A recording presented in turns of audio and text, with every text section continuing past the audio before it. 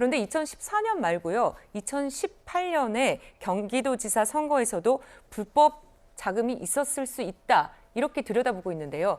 2017년에 불법 자금 수수 의심에 대해서 조사를 하고 있다고 합니다. 아하, 예. 최진봉 교수님, 이렇게 되면요. 이재명 대표의 성남시장, 경기도지사 이 선거에 다 뭐 불법 자금이 들어갔을 수 있다. 이렇게 보는 건가요? 그러니까 검찰은 그렇게 보고 있는 것 같아요. 그러니까 네. 이재명 대표를 표적으로 해서 구속까지 시키려는 의도를 가지고 수사를 하고 있다고 저는 개인적으로 보고 있고요.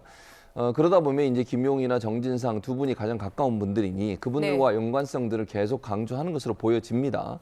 아까도 제가 말씀드렸습니다만 지금까지 수사 내용이 갑자기 선회를 해서 증인들의 진술, 그러니까 지금 그 피고인들의 진술이 바뀌고 있는 상황이고 그 내용도 전부 다 대선 자금 얘기를 하고 있고 지금 유동규 씨 같은 경우에 어제 그 모 언론사 인터뷰 중에 갑자기 이재명 얘기를 꺼내요. 네. 본인이 돈을 준 사람은 김용이라고 하는데 갑자기 이재명 얘기는 왜 꺼내죠 그러면?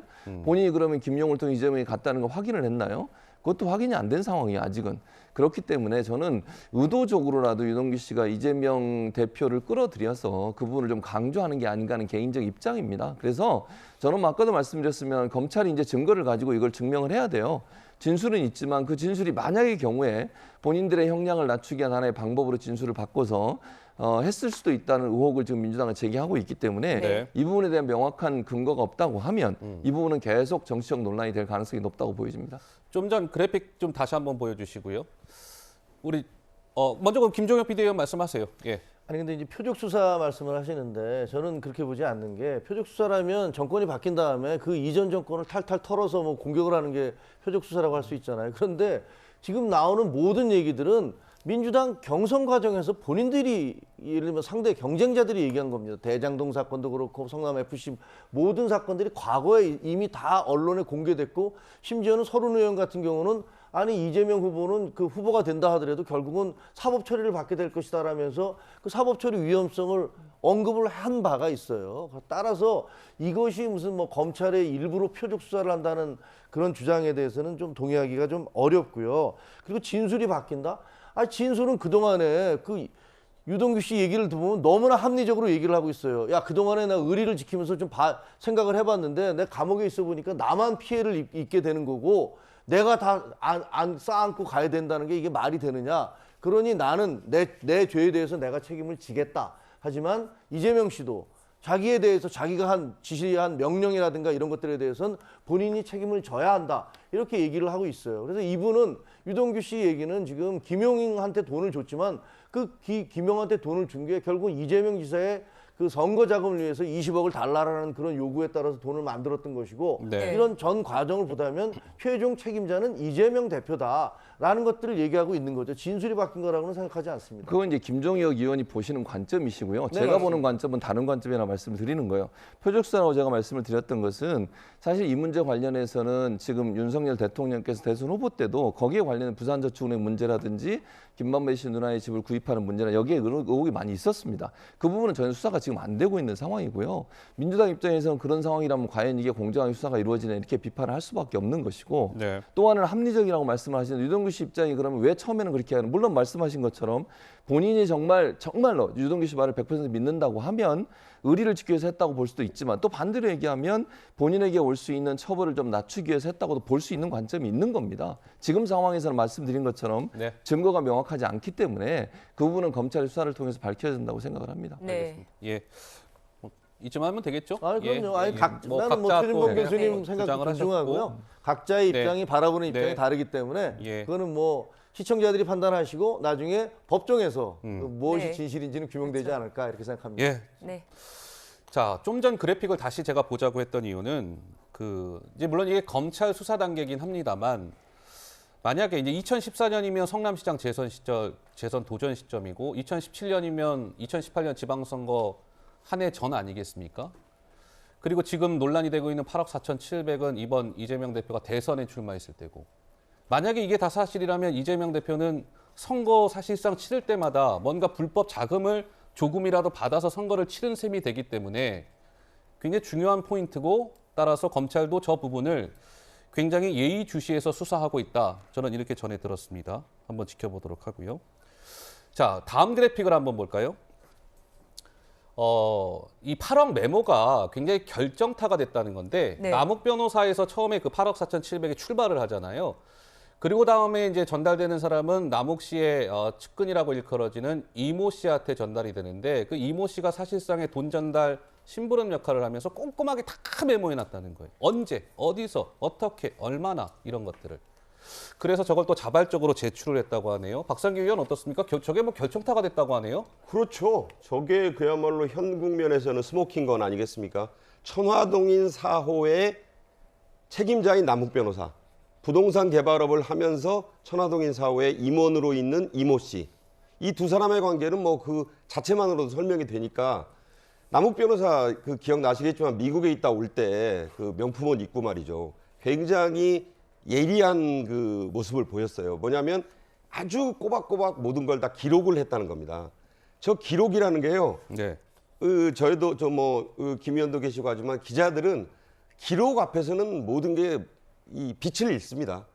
내가 기록하고 육하원칙에 맞게 해놓은 거는 이게 사실 두렵거든요. 녹취록도 두렵지만 그게 다 완벽하게 있으면 그것만으로도 이거 맞네. 그러니까 이게 뭐냐면 이걸 흔히 시쳇말로 보험을 들어둔다고 그러잖아요. 네. 나중에 무슨 일이 있을지 모르니 이거를 뭐 언론사에 전달해 달라라든가 내가 혹시 뭐 잘못되면 검찰이나 법원에 증거로 내달라. 이런 식의 자료라고 저는 생각을 하기 때문에 저게 이번에 유동규 씨의 진술을 아까 뭐 증거는 모든 자백은 모든 증거의 왕이다 이랬지만 자백을 뒷받침할 저 메모가 없었다면 검찰도 이렇게 전격적인 그 김용 부원장에 대해서 예. 이런 사법 조치에 신속히 나설 수 없지 않았겠느냐. 증거인멸 우려만으로 했다고 그러는데 이미 체포영장을 받을 때요. 사실은 절차적으로는 그 전에 소환 통보도 하고 이래야 되는데 그때 이미 어떻게 될 수 있다라고 검찰이 생각했기 때문에 그런 절차적인 이 합법성 예. 그런 건 좀 무시하고 전격적인 그 행동에 나선 건데 그 두 가지가 있었다고 봅니다. 저 메모가 없었다면 유동규 씨 진술만으로는 좀 어렵지 않았을까. 네, 이렇게 좀 의미심장한 진술이라고 할 수 있죠. 이 진술들을 쏟아낸 인물들은 대장동 핵심 4인방 중에 있었습니다. 지금까지 이들은 대장동 특혜 의혹과 관련해서 이재명 대표와는 관계가 없다라고 선을 그어왔는데 직접 그 당시의 목소리를 들어보시죠. 이재명 지사와는 그런 개인적 친분은 없으신가요? 개인적 친분 같은 거를 엮으려고 하지 마세요. 같이 일하다 보면 친분이 생길 수도 있는 거예요. 그 이상 그 이하가 아니에요. 그분이 이재명 지사가 아니라는 말씀이 좀 바뀌신 것 같은데. 아닙니다. 바뀐 게 아니고 오해들 하신 거고 저는 그렇게 말씀드린 적 없습니다. 자, 그렇다면 이들의 입장이 왜 변한 걸까요? 여권에서는 이렇게 보고 있습니다. 지금 유동규 씨만 자백하고 있다라고 생각하시면 안 돼요. 지금 여기 돼 있는 사람들이 지금 입을 열기 시작했다는 건 뭐냐면 그나마 한 줄기 희망이 사라졌기 때문이에요. 이재명 대표가 대통령이 되면 이 모든 게 이제 다 덮어지고 우리는 빨리 나갈 수 있고 아마 이런 희망으로 견뎠을 거예요. 그 안에서. 근데 문제는 뭐냐면 그 윤석열 대통령이 된 거잖아요. 그때부터 이분들은 아마 이제 멘붕 상태가 됐을 겁니다. 그러니까 본인들이 얼마나 고민했겠습니까? 차라리 진실을 다 얘기하고 양형으로 참작 받아서 내가 일찍 좀 나가면 어떨까? 이런 마음 안 들겠어요? 그런데 이게 좀 뭐 의미심장하다고 해야 될지는 모르겠으나 그 대장동 이런 지금 여러 가지 뭐 8억 4,700 이런 돈 뭐 불법 자금이나 이런 걸과 관련해서 의혹과 관련해서 입을 열기 시작했고 근데 그 진술들이 일치하고 있다는 거거든요. 지금 남욱 변호사 출발해서 김용 부원장한테 전달되는데 김용 부원장 빼고 저 좌측에 있는 4명이 진술이 거의 일치하고 있다는 거예요. 물증을 아까 말씀드린 대로 메모 같은 거 지금 검찰이 확보를 했고 그런데 유동규 전 본부장의 지금 폭탄 발언이 계속 이어지고 있는데 정혁진 변호사께 질문 드릴까요? 유동규 전 본부장이 이렇게 뭔가 막 인터뷰를 통해서 발언을 하는 것이 이재명 대표가 왜 고 김문기 처장을 모른다고 했잖아요. 모른다고 하는 걸 보고 유동규 씨가 이거 안 되겠는데 실망 내지는 배신감을 느껴서 뭔가 지금 발언을 하고 있다. 이런 분석도 나오는데 어떻습니까? 일단은 저는 희망이 사라졌기 때문이라고 하는 정미경 전 의원님의 말씀에 일단 동의를 갖다가 하고요. 네. 그런데 적어도 유동규 본부장과 관련해서는 유동규 본부장이 이재명 대표에게 인간적으로 실망했다라는 생각을 한 것이 아닌가 그런 생각이 드는 게 첫 번째로 그 2014년 6월 28일 날 어떤 일이 있었냐면요. 정진상, 김용, 유동규, 김만배가 4명이 의형제를 맺었어요. 네. 그러니까 정진상, 김용은 최측근 아니겠습니까? 그 사람들하고 의형제를 맺을 정도로 이제 유동규 입장에서는 나도 이재명 대표하고 굉장히 가까운 사람이다라고 생각을 했었을 건데 그런데 이재명 대표가 뭐라고 이야기했습니까? 아, 유동규 같은 사람은 나랑 측근도 아니다. 이렇게 이야기를 했으니까 그때 사실 좀 실망을 했을 것 같고 더 중요한 거는 조금 전에 앵커께서 말씀하신 것처럼 김문기 처장의 사망이었던 것 같아요. 왜냐하면 김문기 처장은 일반 건설 회사에서 리모델링을 담당하던 그런 팀장이었거든요. 그런데 그 사람을 성남도시개발공사가 설립되면서 끌어들인 사람, 같이 들어와 같이 일을 해보자. 그럼 우리 앞으로 잘 될 것이다. 라고 했던 사람이 누구냐면은 유동규였단 말이에요. 그런데 유동규가 김문기를 이렇게 불러 들여왔는데 어떤 일이 벌어졌습니까? 김문기 씨가 스스로 극단적인 선택을 했잖아요. 네. 그러니까 유동규 씨 입장에선 제 생각에는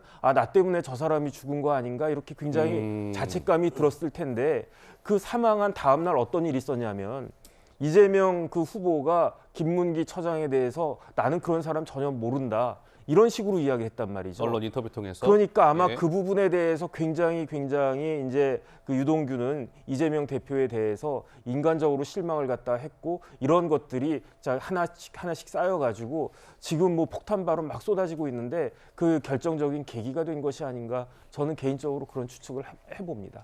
그리고 야권에서는 지금 왜 진술이 달라졌느냐 이렇게 얘기를 하지 않습니까? 그런데 저희가 익히 알고 있지만 아니 무슨 사건이 생겼을 때 범인들이 처음에 다 범죄를 부인하잖아요. 범인들이 처음에 진실을 얘기하고 나중에 그 감옥에 갔다가 거기서 허위를 얘기하는 경우는 없습니다. 거의. 저는 보지 못했어요. 저 지금까지 기자 생활하면서 그런 걸 보지 못했고 대부분의 경우 거의 모든 경우에는 무슨 사건이 터지면 그 관련자들은 다 혐의를 부인하게 돼 있습니다. 그리고 시간이 지나면 지금 아까 우리 정혁진 변호사 말씀하신 것처럼 배신감도 느끼고 반성도 하게 되고 미래에 대한 걱정도 되고 그러면 거기서 이제 나 이제 진실을 다 말해버릴래 라고 이렇게 심정을 바꾸는 것이거든요. 그래서 마치 지금 저 유동규나 그 관련자들이 진술을 하고 있는 것들을 처음에는 진실을 얘기했고 나는 이재명과 상관이 없습니다. 잘 모르는 사람입니다. 라고 얘기했던 것이 진실이고 알겠습니다. 지금 얘기하는 것이 거짓이라고 추론하는 것은 제가 보면 그것은 과잉이고 오히려 지금 정상적으로 처음에는 우리 잘 몰라요 라고 부인하다가 지금 이제 시간이 지난 다음에 사실은 이런 일이 있었습니다 라고 얘기하는 것을 이것을 정상적인 그런 과정이다 라고 보는 것이 맞을 것이다 이렇게 생각합니다.